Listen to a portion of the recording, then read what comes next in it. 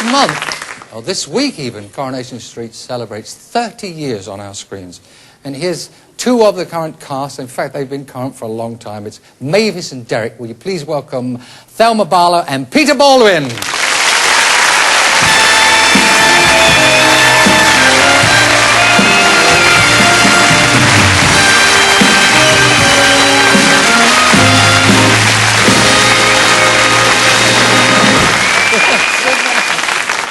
I told you they'd be pleased to see you two. You did. Yes, but before we go any further, Des, I've got a little present for you. I know... Is it what I think it is? Yes, okay. I know you don't like laboratorial humour on this show, but there is a reason for me giving you that.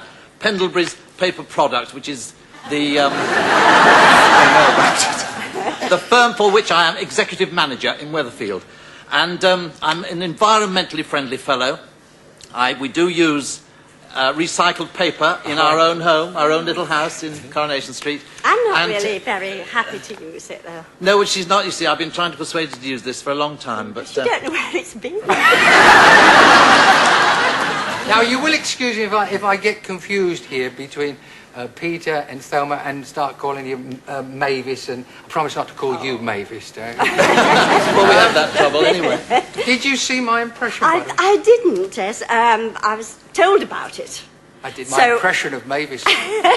On the Les Dennis. No, Les was here. Yes, that's right. And he, every time he comes on, he gets me to do an impression. And he got me to do it. Will you do it for us now? Oh, no. Shall we, yes, Carl? please, Yes. I'm very embarrassed. Do it. Please, come on. What is it you say? Oh, I don't rightly know. Well, I think we have to give him on for that.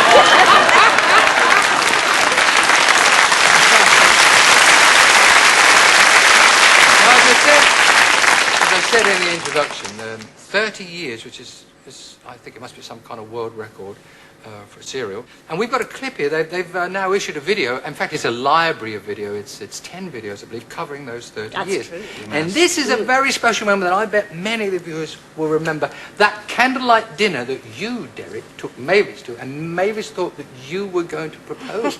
That's right. It didn't turn out like that, did it? Easy, Mavis. Eventful, yes. Easy, no. I've been through quite a few upheavals. Oh. You see, Mavis, ever since our wedding plans came to nothing... Derek, look, in my opinion, that is one subject we should put firmly behind us. Oh, I've tried, Mavis. But of course, realising that you were rejecting me, well, quite frankly, I came pretty close to a breakdown. Melon for... Well, I'm the melon. Sir. Thank you. Bon appetit. Thank you very much. Do you mind me asking about her, the woman you wanted consolation of? Oh, as a matter of fact, her father owns the firm I'm working for now. Oh. A widow. We met socially at a function.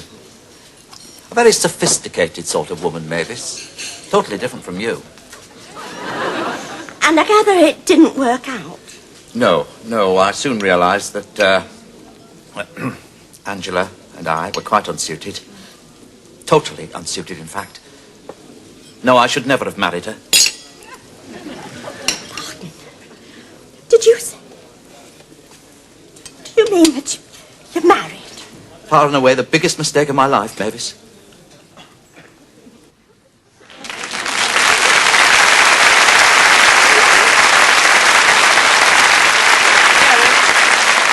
You are a plonker. You really are. You do wind her up and then drop her down the well, don't you? Ah, no, it's a misconception, this. I've been described as a wimp on many occasions. And there was a professor of psychiatry recently said that the two greatest wimps in the world were Woody Allen and Derek Wilton.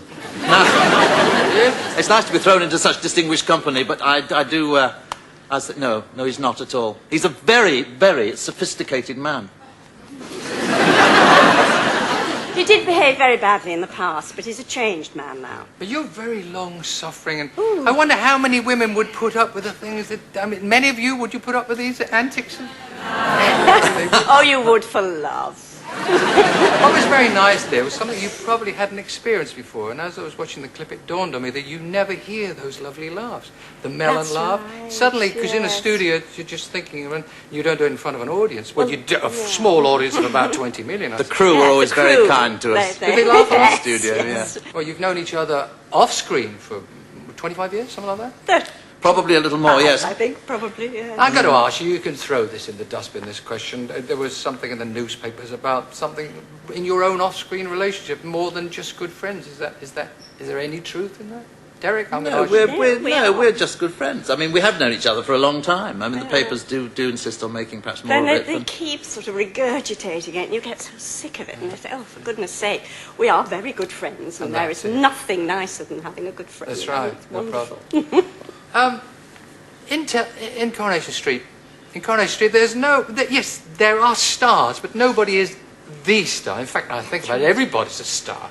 What was it like, can each of you recall the first day that you turned up to rehearsals and there they all were? Oh, yes. It was a very frightening experience because certainly I first came into the program in 1976, 14 years ago. And at that time, it has a great aura. It had a great aura about it then. And all those big names, big stars were there. Doris Speed, Pat Phoenix, Ina Sharples was there. Ina Sharples, by Carson, yes. They were all there. And I went into that rehearsal room on the first day absolutely terrified. And I'd understood that they all had special chairs to sit in. And I didn't sit down for 2 days. I was so frightened. Someone said that's your chair. Yes, well, they did. They just said sit commented? there. And and I came out. I was so frightened that when I started rehearsing, I dropped everything. Everything fell out. My briefcase opened up and everything, papers fell out. I dropped money. This was in the cabin, in the old cabin set. And my character was actually built on that terror. Yes. It's true. And the director said to me that day, come and meet your new boyfriend. It's someone you used to live with. And I thought, my goodness. That's where the story That's where started. the story started. And when we were very young and in a repertory company, we did quite a lot of us share a house together, so that's how she came to it. But my first day was frightening because there was nowhere to sit. Nobody told me where the green room was. And I sat about the set looking for somewhere to sit, and eventually got into a corner with the script, and Doris came in, who played Annie Walker, and she said, good morning, and then she walked away, and a little later came back and said, do you think I could have my chair now? Dear me, I'm so embarrassed. But she was lovely afterwards and said, I wasn't being difficult, dear, but you have to find the place where you can learn your lines, and that's mine. That's right. I guess there's very little spare time when you've done the 3 days and all the rehearsals for the following. What do you do if there's any spare time? Let me ask you. I go to the theatre when I'm in the city, but I live in the country, so I garden mostly. Gardening. Garden all the time, yes. Organic gardening. Organic gardening. Yes. Of course, you spare time, what little you get of it. And thank you for the enjoyment you give everybody. Here's to another 30 years. Oh, yes, And I indeed. want to thank you both very much for coming along because, I mean, I don't see when Coronation Street, I don't see an end to it. I mean, the intense, I mean, it's there, Monday, Wednesday, Friday, and they've got to watch. And also it's worldwide now, you're going to That's right. It's Canada sold. and- Yes, Canada, New Zealand, parts of Australia.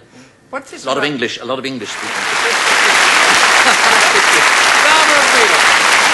Lovely. Long may they be there in the street.